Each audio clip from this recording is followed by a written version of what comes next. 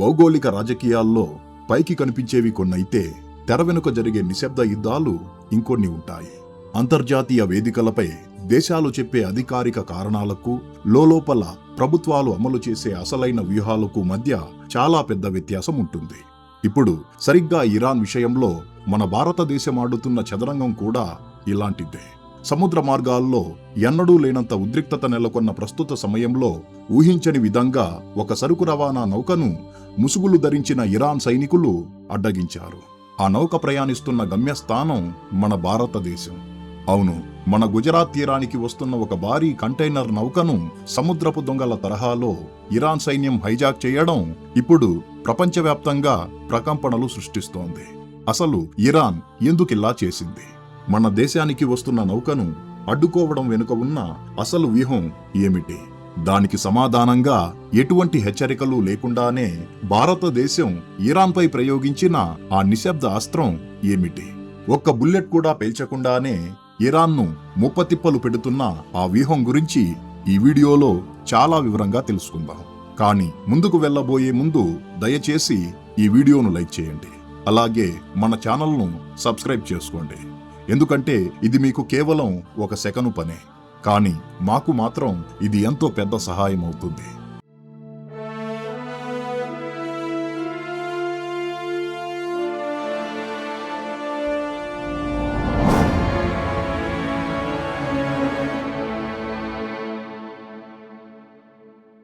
ప్రస్తుతం ఎడారి దేశాల చుట్టూ ఉన్న సముద్ర మార్గాలు యుద్ధ వాతావరణాన్ని తలపిస్తున్నాయి. ముఖ్యంగా ప్రపంచ చమురు సరఫరాలో అత్యంత కీలకమైన హార్ముజ్ జలసంధి ఇప్పుడు ఒక డేంజర్ జోన్ గా మారిపోయింది. సరిగ్గా ఇక్కడే ఇరాన్ తన పవర్ ను చూపించే ప్రయత్నం చేస్తోంది. ఒక భారీ కంటైనర్ నౌక యుఏఈ నుంచి మన గుజరాత్ లోని ముంద్రా పోర్టుకు బయలుదేరింది. కానీ మధ్యలోనే ఇరాన్ కు చెందిన ఐఆర్జీసీ కమాండోలు హెలికాప్టర్లు మరియు స్పీడ్ బోట్ల ద్వారా ఆ నౌకను చుట్టుముట్టి తమ ఆధీనంలోకి తీసుకున్నారు. ఆ నౌకలో మన దేశానికి చెందిన నావికులు కూడా ఉన్నారు. అనుమతులు లేకుండా ప్రవేశించారని ఇరాన్ చెబుతున్నప్పటికీ ఇరాన్ ఈ చర్య ద్వారా అమెరికా మరియు ఇజ్రాయెల్ కు మద్దతు ఇస్తున్న ప్రపంచ దేశాలపై వాణిజ్యపరమైన ఒత్తిడి తీసుకురావాలని భావించింది. కానీ వారు తెలియక చేసిన ఒక అతిపెద్ద తప్పు ఏమిటంటే ఈ క్రమంలో నేరుగా భారతదేశ ప్రయోజనాలను దెబ్బతీయాలని చూడటం. మన నౌకను అడ్డుకుంటే మనం పాత రోజుల తరహాలో మౌనంగా ఉండిపోతామని ఇరాన్ పొరబడింది. కానీ మారుతున్న దౌత్యపరమైన వ్యూహాల్లో భారతదేశం ఎంత కఠినంగా వ్యవహరిస్తోందో ఇప్పుడు ఇరాన్కు ప్రాక్టికల్ గా అనుభవంలోకి వస్తోంది. ఇరాన్ మన నౌకను సీజ్ చేసిన వెంటనే భారతదేశం నుంచి ఒక అనూహ్యమైన అత్యంత శక్తివంతమైన మాస్టర్ స్ట్రోక్ పడింది. అదేమిటంటే మన దేశం నుంచి ఇరాన్ కు వెళ్లాల్సిన వేలాది టన్నుల బియ్యం ఎగుమతులకు ఉన్నపలంగా బ్రేకులు పడ్డాయి. బయట ప్రపంచానికి, ముఖ్యంగా మీడియాకు చెప్పే అధికారిక కారణం ఏమిటంటే ఎడారి దేశాల్లో ఉద్రిక్తతలు ఉన్నాయి కాబట్టి, సరుకు రవాణాకు భద్రత లేదు కాబట్టి, అలాగే బ్యాంకింగ్ సమస్యలు ఉన్నాయి కాబట్టి ఎగుమతులు ఆగిపోయాయని విదేశాంగ శాఖ చాలా సున్నితంగా చెబుతోంది. కానీ భౌగోళిక రాజకీయాల లోతు తెలిసిన ఎవరికైనా ఇది ఖచ్చితంగా భారతదేశం ఉద్దేశపూర్వకంగా ఆడిన మైండ్ గేమ్ అని ఇట్టే అర్థమవుతుంది. ఎందుకంటే ఇప్పటి వరకు వరుసగా 6 షిప్మెంట్లు ఎలాంటి ఆటంకం లేకుండా ఇరాన్ కు సజావుగా చేరుకున్నాయి. కానీ సరిగ్గా మన నౌకను ఇరాన్ హైజాక్ చేసిన వెంటనే ఈ 7వ షిప్మెంట్ కు ఎందుకు ఆకస్మికంగా బ్రేకులు పడ్డాయి? ఇది యాదృచ్ఛికంగా జరిగిన పరిణామం అసలు కాదు. మన నావికులను, మన వాణిజ్యాన్ని ఇబ్బంది పెడితే దానికి ప్రతిఫలం ఎంత తీవ్రంగా ఉంటుందో ఇరాన్ కు రుచి చూపించడానికే తెర వెనుక ఈ అత్యంత కఠినమైన నిర్ణయం తీసుకున్నారు. మన భారతదేశం ప్రపంచంలోనే అత్యధికంగా బాస్మతి బియ్యాన్ని ఎగుమతి చేసే దేశం. ఇరాన్ కు ప్రతి ఏటా సుమారు 7,000 నుంచి 9,000 కోట్ల రూపాయల విలువైన బియ్యాన్ని మనం సరఫరా చేస్తుంటాం. ఇరాన్ కొనుగోలు చేసే మొత్తం బాస్మతి ఎగుమతుల్లో దాదాపు 20% ఒక్క మన దేశం నుంచే వెళ్తుంది. ఇది కాకుండా పారాబాయిల్డ్ మరియు బ్రోకెన్ రైస్ కూడా భారీగా వెళ్తుంటాయి. ప్రస్తుతం ఇరాన్ పరిస్థితి ఎలా ఉందంటే వరుస దాడుల కారణంగా వారి వ్యవసాయ భూములు, భారీ ఫ్యాక్టరీలు మరియు మౌలిక సదుపాయాలు తీవ్రంగా దెబ్బతిన్నాయి. వారికి సొంతంగా సరిపడా ఆహారాన్ని పండించుకునే పరిస్థితి ఇప్పుడు ఏమాత్రం లేదు. తమ దేశ పౌరుల ఆకలి తీర్చడం కోసం వారు దాదాపుగా బయటి దేశాలపైనే ఆధారపడుతున్నారు. ఇలాంటి విపత్కర పరిస్థితుల్లో వారికి అతిపెద్ద ఆహార భద్రతను ఇస్తున్న ఏకైక దేశం మన భారతదేశమే. ఇప్పుడు మన దేశం నుంచి ఆహార సరఫరా నిలిచిపోవడంతో ఇరాన్లో పరిస్థితులు తీవ్రంగా మారిపోయాయి. నిత్యావసరాల ధరలు ఆకాశాన్ని అంటుతున్నాయి.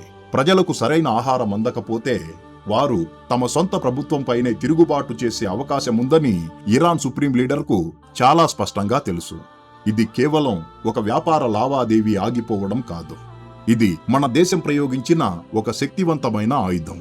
ఇరాన్కు అర్థమయ్యే భాషలో సూటిగా చెప్పాలంటే, మీరు సముద్రంలో మా నౌకను అడ్డుకొని మీ ప్రతాపాన్ని చూపించాలనుకుంటే మేము మీ దేశానికి ఆహార సరఫరాను అడ్డుకొని మా సత్తా ఏమిటో చూపిస్తామనే ఒక పవర్ఫుల్ సందేశాన్ని భారతదేశం ప్రపంచానికి పంపింది.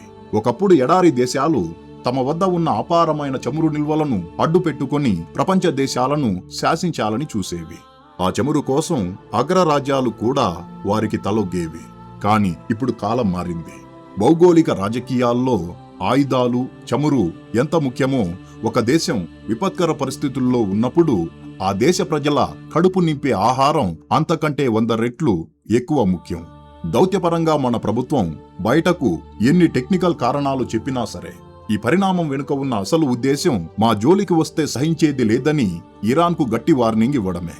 నిజానికి మన దగ్గర నుంచి వెళ్లే ప్రాణరక్షక మందుల సరఫరాను కూడా పూర్తిగా ఆపేయాలని మన దేశంలోని కొందరు రక్షణ నిపుణులు బలంగా వాదిస్తున్నారు. ఎందుకంటే అంతర్జాతీయ సంబంధాలు ఎప్పుడూ పరస్పర గౌరవం, నమ్మకం మీద ఆధారపడి ఉంటాయి. మన దేశానికి వచ్చే నౌకలను సముద్రంలో అడ్డగోలుగా అడ్డుకుంటూ మన నావికులను అనవసరంగా బందీలుగా ఉంచుతూ, మరోవైపు మన నుంచే ఆహారం, మందులు ఏ ఆటంకం లేకుండా సజావుగా రావాలి అని ఇరాన్ ఆశించడం ఎంతవరకు సబబు? దౌత్యం పేరుతో ఎప్పుడూ మనం మెతక వైఖరితో ఉండాల్సిన అవసరం ఏమాత్రం లేదు. దేశ భద్రత, అంతర్జాతీయ జలాల్లో రక్షణ మరియు మన సార్వభౌమాధికారం విషయంలో మన ప్రభుత్వం ఎప్పుడూ రాజీ పడదు. మన ప్రయోజనాలకు భంగం వాటిల్లితే మనం విమానాలు పంపి బాంబులు వేయకపోయినా సరే, సైనిక బలగాలను మోహరించకపోయినా సరే, కేవలం మన వాణిజ్య సామర్థ్యంతోనే, మన పటిష్టమైన సరఫరా వ్యవస్థలతోనే శత్రు దేశాలను శాసించగలం, వారిని మోకరిల్లేలా చేయగలం. ఈ ఒక్క దెబ్బతో ఇరాన్ నాయకత్వానికి గ్రౌండ్ రియాలిటీలోని వాస్తవం పూర్తిగా బోధపడి ఉంటుంది. ఇతర దేశాలతో ఆటలు ఆడినట్లు భారతదేశంతో ఆడటం కుదరదని వారికి అర్థమైంది. రాబోయే రోజుల్లో ఇరాన్ ఈ సమస్యను దౌత్యపరంగా ఎలా పరిష్కరించుకుంటుంది, దిగివచ్చి మన నావికులను ఎలా విడుదల చేస్తుంది అనేది అత్యంత ఆసక్తికరంగా మారబోతోంది. మన దేశం తీసుకుంటున్న ఈ సైలెంట్ మాస్టర్ స్ట్రోక్ విధానం భవిష్యత్తులో మన జోలికి రావాలనుకునే ప్రతి శత్రు దేశానికి కూడా ఒక స్పష్టమైన హెచ్చరిక లాంటిది. నవభారత దౌత్య నీతికి, పటిష్టమైన నాయకత్వానికి ఇది నిదర్శనం. భారతదేశం ఇరాన్పై ప్రయోగించిన ఈ నిశ్శబ్ద అస్త్రం గురించి మీరేమనుకుంటున్నారు? మీ అభిప్రాయాన్ని దయచేసి కామెంట్ బాక్సులో తెలియజేయండి. ఈ వీడియో కిందే ఫ్రెండ్స్, ఈ వీడియో మీకు నచ్చినట్లయితే లైక్ చేయండి. అలాగే ఇలాంటి మరిన్ని ఇన్ఫర్మేటివ్ వీడియోస్ కోసం ఇప్పుడే మన ఛానల్ను సబ్స్క్రైబ్ చేసుకోండి. జై హింద్.